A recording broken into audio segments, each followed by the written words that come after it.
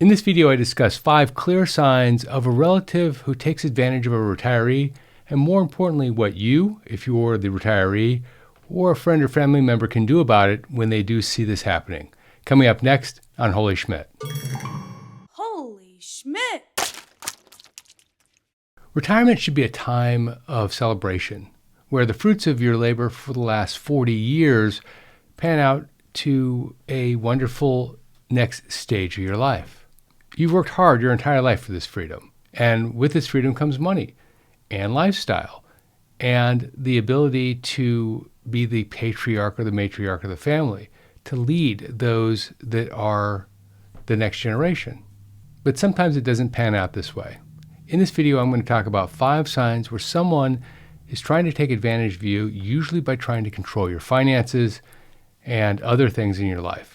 I'll also give you practical tips how to protect yourself and maintain your freedom during your retirement years. It wasn't too long ago when I had to advise an older friend of something bad happening to them in their life, what we're going to talk about next. And it was an uncomfortable discussion. First, they just didn't want to believe it. They thought that their relative, very close relative, was just having really bad luck, and they were the way to help them out of that hole that they were in. And of course, no one taking advantage of someone else is going to announce, hey, I'm taking advantage of you, pay attention here. In fact, they're going to deny it to their grave. That's just the nature of someone taking advantage of somebody else, knowingly taking advantage of someone else anyway. And second, once they realized it, really realized it, they didn't know how to get out of the situation. And that, by the way, is the second part of this video. Part number 1 is recognizing what's happening. Part number 2 is what do you do about it? The situation became quite dire, and they saw 4 of the 5 things that we're going to talk about here today. After they came around, they did act, and it did stop the situation. But a lot of damage was done. Clearly, things had gone on too far and too long, and had this come to light earlier, a lot of relationships in the family would not have been damaged.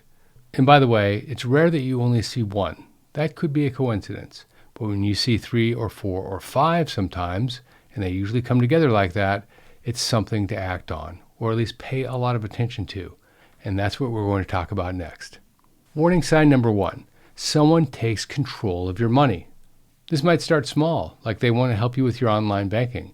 Soon they want to help, and maybe they want control or access anyway of all of your accounts. Watch out for the family member who pushes to take control of your financial accounts or your credit cards. Be careful if someone is trying to rush you to sign financial documents and preventing you from talking to a bank officer. Bank officers are actually trained to look for this sort of thing, and when they see it, they're obligated to report it, but they have to see it first. Always remember that real financial help still leaves you in control. You still have access to all your money. You're the one still making the decisions, and if any of that isn't true, it's time to really pay attention. A truly helpful person will keep good records and encourages openness. Be careful if they get angry when you're asking a question, because that's a sure sign that they don't want to answer the question. Warning sign number 2 is when someone limits who you can see or talk to. They may say that they're trying to protect you, but in those cases, they're not protecting you, oftentimes, they're protecting themselves, because the jig may be up if you start talking. Be concerned if someone answers your phone calls for you, and question why friends and family members, certain friends and family members anyway, aren't invited over anymore. Notice if you feel uncomfortable talking about certain things with this person around. Good help encourages and expands social connection. It doesn't make it smaller. Isolation often happens before more serious financial control and financial damage is done. Stay connected with many different people. It's one of the most effective strategies to slow or even stop this type of behavior. Warning sign number 3 is when someone uses guilt or fear to influence your decisions. They might say things like, after all I've done for you, to get their way. Or they might exaggerate their own financial problems to gain access to your bank accounts. Notice if you feel afraid to say no to certain family members. Pay attention if you feel anxious when money topics come up around certain people. Think twice if someone makes you feel selfish for spending your own money. Healthy relationships respect your boundaries, and they don't use guilt trips. Good support encourages you to make your own informed decisions. Your retirement savings and investments belong to you. You spent a lifetime building these, they're yours. And anyone who truly cares about you will respect your financial decisions. Warning sign number 4 is when someone pushes you to change your legal documents quickly. They might encourage you, they might rush you to change your will, trust, or property deeds. And probably they will discourage you from talking to a lawyer on your own without them there. Be careful if someone wants you to add their name to your property titles for convenience. And question why they don't want other family members involved in these important financial decisions. And take your time if you feel confused about legal documents that you're being asked to sign. Good help with legal matters includes proper professional assistance. If you're not talking with a professional, in addition to the family member, that's a warning sign in and of itself. And remember this, legal decisions should always make you feel more secure, not feel pressured and confused. If you feel pressured and confused, you should talk to somebody else. Warning sign number 5 is when someone makes you rely on them more than necessary. They might exaggerate your health or your memory problems when talking to others or talking to you. Or they might discourage you from doing activities that you're still capable of doing and be really, really in tuned if they're talking about you in the third person with you standing right there and how incapable you are. Pay attention if they interrupt or correct you frequently in conversations. Question if they take over tasks that you can handle with minimal help. And remember this, good care preserves as much independence as possible. It doesn't create dependence. Real support builds confidence. It doesn't undermine it. You or someone that you love deserves the support that empowers them, not controls them. Now let's talk about steps you can take to protect yourself. The first is stay connected to as many people as possible. Don't let anyone push your friends or relatives out of the picture. You should be talking to people daily, hourly, in fact, outside of 1 or 2 people. Join community activities to maintain a social network. Consider video calls if mobility is difficult. Video calls by yourself without the other person in the room with you. And don't be afraid to have private conversations. They're your conversations. You can have private conversations. And trust your feelings if something doesn't seem right about your situation.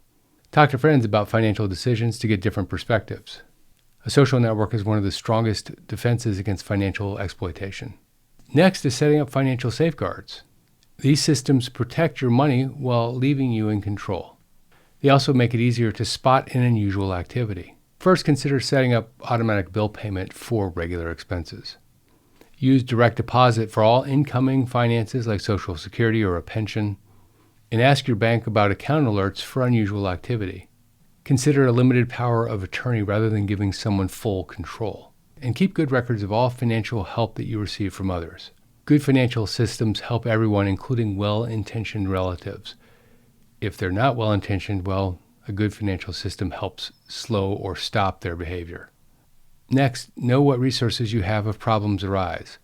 I mentioned earlier that I talked to an older friend. Well, I was their resource. They suspected something, but they didn't really believe it, but they thought they would just run it past me. I'm probably the person that they would want to run something like this past, to be completely frank. Make a list of all your relatives that you would trust with your finances, and then pick 2 that don't necessarily talk to each other. Your bank will undoubtedly have a fraud department that you can talk to about financial concerns. And believe me when I tell you that these resources often get phone calls and contacted, and it turns out to be nothing. So they're a good resource. You don't need to feel like you are doing something wrong by asking them a question. Write these resources down now so that if you ever need them, they are 1 phone call away. Next, let's talk about how to protect yourself as it relates to document concerns. First, if something doesn't feel right, start taking notes. Write down specific incidents, dates, and times. Save copies of unusual financial transactions. Take photos of important legal documents or changes in your living situation. Record the names of any new helpers who suddenly are in your life. Your notes might reveal patterns that you might otherwise not notice. And documentation helps if you need to involve other people later, either other family members or friends or the authorities in some circumstances. Notes also help you speak specifically rather than generally about concerns that you might have. Good documentation, good notes takes vague worries and turns it into actionable information. Next, If you need to ask for help, here's how you do it wisely. First, you divide activities among different friends and family members. You don't give it all to one person. This creates a system of checks and balances. Be really clear about what help you want and what help you do not want. Set boundaries about what decisions you want to make yourself. And remember, accepting someone's help doesn't mean that you give up all control. Consider working with a professional bill paying service. These services can help with a lot of your day-to-day billing activity without involving family who might have a different motive in mind. Remember these 5 warning signs: controlling your money, limiting your social connections, emotional pressure, rushing through legal changes, and creating unnecessary dependency. If you see any of this happening, or you see multiple aspects of this happening, it's time to validate your concerns with somebody else. Most importantly, stay connected with multiple people across friends, family, and professionals like your bank. Your awareness is your best protection against exploitation. You deserve to enjoy your retirement years with dignity and control. And remember, speaking up is a sign of strength. It's not a sign of weakness. If you like this video, check out that video. Retirees should not trust these 10 people. This is Jeff Schmidt, and I will see you in that video right there.